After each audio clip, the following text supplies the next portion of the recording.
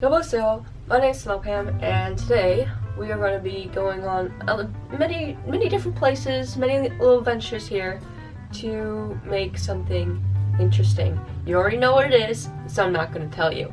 I feel like my expectations are like up here, and they really should be like stagnant or like decreasing. Because like when you have this image in your head of what you want to do, but then you do it and it looks like total garbage, well, that's what I should be anticipating, but right now I'm just like, this is going to be great, this is going to work out just fine, no problems, but there's always problems. The first step is going shopping. So, you're on a tripod, you might have to stay here, but wait, no you don't, because of this right here. So, just let me transfer it, and that maybe it will work, maybe it won't, so maybe like this. There you go, cool. Now that we have that, and the quality is probably decreased incredibly, let's go.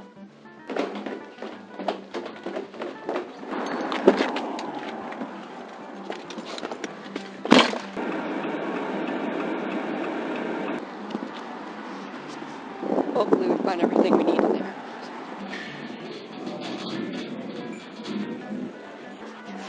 Ew. Alright, I think we got everything.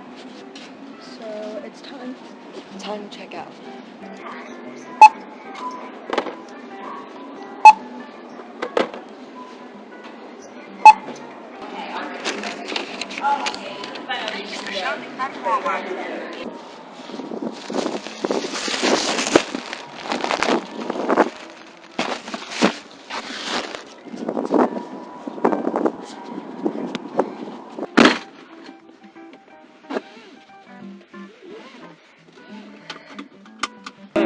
Only black days, sky grays, and clouds full of fear. Okay. Now that we have everything we need, we can now go and get to work. Oh, you thought we were working here, right? 'Cause the table and that, but no, actually, I'm going to be working down in my dad's workshop. So, transition. Okay, we are here and got the workshop set up. My phone. Camera angle A, camera angle B. We got this under control, guys. So, what we started out with is a helmet. It originally was like this, and now it's like this. It's pretty much the same, it's just I washed it, and I took all the foam inserts out, put it in this for later. First things first I want to do is get the plastic styrofoam insert out of this. It's time to start with our first assembly layer. I'm gonna cover this all in a follow tutorial. Link will be in the description. Just some of the more foundational steps I'll be following. And first step here is to cover the whole thing in saran wrap. It's time to wrap this bad boy up in this and coat it with glue. Narrator Pam here. First off, I'm layering the helmet with basically paper mache. It's Mod Podge and paper towel. I didn't want to do anything different like using newspaper or using a water Mod Podge mixture, just because I wanted to follow the tutorial since they had a result and I wasn't going to be acting like an expert saying I know how to do paper mache. I'm just going to avoid all of your rules completely and do something else. I actually wanted a result in the end. It ended up taking a while to dry. I ended up using a hair dryer to try and get it drier faster, but overall the piece took 2 hours to dry. The main thing that you want to focus on is smoothing it, just because the texture that you get with the paper towel, you're just going to have that, so just trying to avoid creasing was the most important thing for me. So especially around the curves of the helmet, So off camera, I cut up all the cardboard pieces because you have to construct everything out of cardboard. So this is 2 pieces put together. It's 14 inches by 6 inches, 6 inches tall, 14 inches wide, so that it goes like that on top of it. And then the other pieces I hot glued to the helmet. I didn't measure the rest of them, but this was as big as my roll of masking tape, so didn't have too much trouble making the circle. And then since I'm doing the Poe's helmet, I don't know what else you'd call it, I had a microphone, so I just cut out this piece to match with the masking tape since I already hot glued this on. So almost everything's dry on it. It's been drying for like 2 hours or something while I put that together, but that's what it looks like. I don't know if it looks any good or not. And then that goes like this. So hopefully that looks like something good. But then also just to remember, I'm gonna put cardboard inserts to raise it up to here. Since there's no padding in it anymore, obviously. And so that'll make it look a little bit different.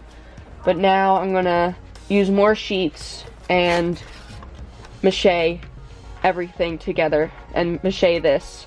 I'm gonna paint these 2 separately, so they're not gonna go on until the very end.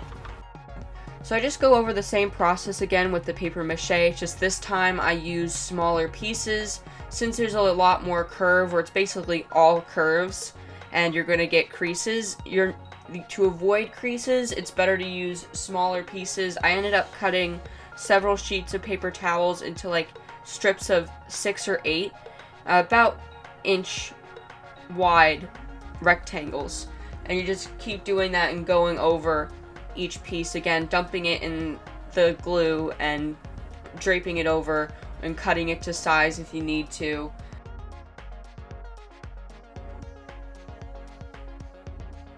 So now that everything's dry, it took about an hour or 2 hours. I used the hairdryer a lot more this time because I was getting impatient, but it still took a really long time to dry. Once it was dry though, I finally started doing the base coat. I just needed 1 coat of black. Okay, day 2.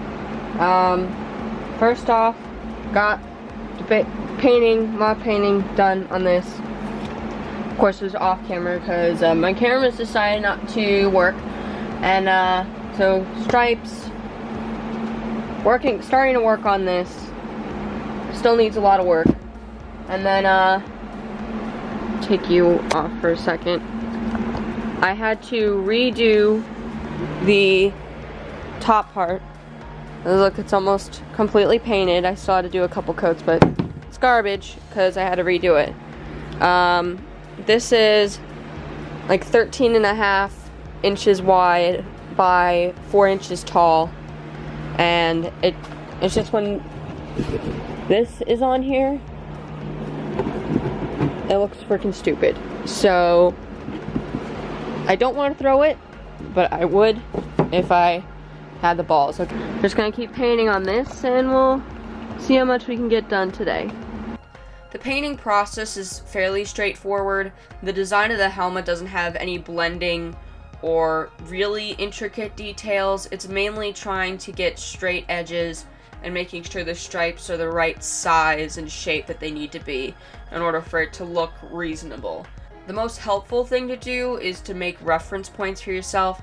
So my biggest reference point was the oval that goes across both the hood and the rest of the helmet. And once I had that established, that's where I would pinpoint everything else to make sure that it was all evenly spaced out. I traced everything out with a metallic marker so that it was visible on the black. The red was very translucent, so I used the gray as a base coat for all the red, and then I would paint over that gray 4 or 5 times with the red paint to finally get the desired color that I wanted. biggest time taker in this was definitely the paint job. Just waiting for the different coats to dry, going back and forth. Even though it is acrylic paint, it still needs to dry or else it's going to be a blendly, blurry mess. And I didn't use tape just because it's a round shape. So I ended up making a little bit of a messy line. I didn't focus too hard on it when I was initially painting, but then I would go back in really, really finely with black and crisp up the lines that I made. As the paint was drying, I took a piece of cardboard and some wire that I had left over from the large pieces that I cut to make the microphone, and then painted it the color that I wanted to, and then I hot glued it to the helmet. So for the plastic front of the hood, all I did was take a plastic container and cut out the desired shape that I wanted. It was a little bit of a struggle. I wouldn't really recommend doing it if you can find a better, easier alternative. Now with everything together, I went outside and coated it with a clear sealant spray paint just to give it that protective layer so that the paint doesn't chip. Here it is, ladies and gentlemen, the moment that we've all been waiting for. Getting these two pieces together and finally calling it a day. In order to do that, I marked where I wanted the drill to go into both pieces using the metallic marker, and drilling first off with a smaller drill bit and then going in with my desired shape for the screw. I then took a screw and put it through the holes, and thankfully my calculations were correct and they fit. And that's it.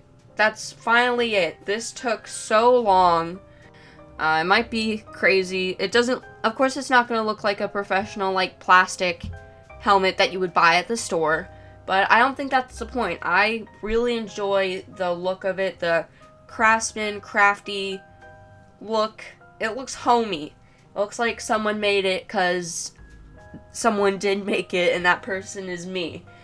And that's going to be the end of this video. If you stuck around, thank you. I really appreciate it. I preach you. Claps for you. Thank you, and bye.